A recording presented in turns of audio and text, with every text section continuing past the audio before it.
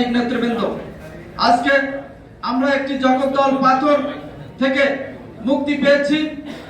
সেখানে সাংবাদিকদের যে ভূমিকা, জুলাই আগস্টে আমাদের 4 জন সাংবাদিককে হত্যা করা হয়েছে। অসংখ্য সাংবাদিক সেখানে পঙ্গুত্ব বরণ করেছে। অসংখ্য সাংবাদিক আজকে বিনা চিকিৎসায় কাতরাচ্ছে। তাই সাংবাদিকদের অধিকার রক্ষার স্বার্থে বর্তমান যে অন্তর্বর্তীকালীন সরকার আছে তাদেরকে অনেক বেশি এই দিকে নজর দেওয়ার জন্য বিশেষভাবে অনুরোধ করছি। পাশাপাশি আজকে আপনারা জানেন যে সাংবাদিকরা এখন নিরাপত্তাহীনতায় ভুগছে। অতীতে 69 জন সাংবাদিক খুন হয়েছে। সাগর রুনিকে বেডরুমে খুন করা হয়েছে। আজ পর্যন্ত সেই সাংবাদিকরা ন্যায় বিচার পায়নি বলেই আজকে আবারও সাংবাদিককে হত্যা করা হচ্ছে।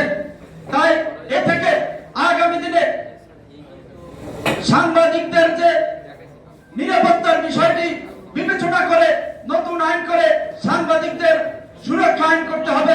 ইতিমধ্যে আমাদের মাঝে উপস্থিত হয়েছে যার নেতৃত্বে সাংবাদিক রুটি রুজি আন্দোলনে নেতৃত্ব দিয়েছেন আমাদের নেতা, ঢাকা সাংবাদিক ইউনিয়নের বিপ্লবী সাধারণ সম্পাদক খুরশিদ আলম ভাই আমাদের মাঝে উপস্থিত হয়েছেন।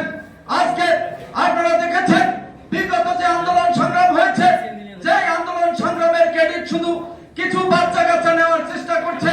এখানে বুলু ভাই উপস্থিত রয়েছেন। বুলু ভাই, আমি দেখেছি বুলু ভাইয়ের ফ্যামিলি কিভাবে রাজপথে আন্দোলন সংগ্রাম করার জন্য ভাবি যে ভূমিকায় অবতীর্ণ হয়েছে, যার মধ্য দিয়ে এদেশে যে আমার মা বোনেরা তার যে সাহসিকতা দেখেছে, তার জন্য তারা রাজপথে নামতে অনেক বেশি সাহস জুগিয়েছেন।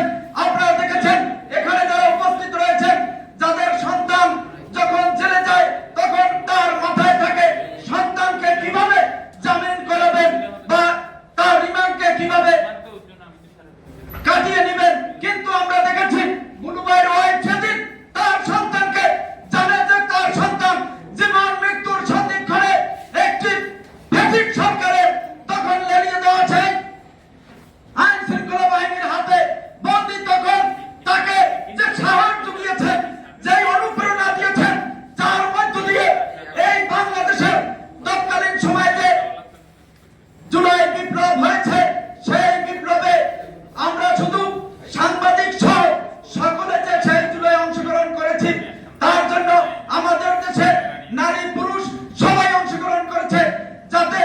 যাকে উদ্বুদ্ধ করেছেন আমাদের সেই ভাবি।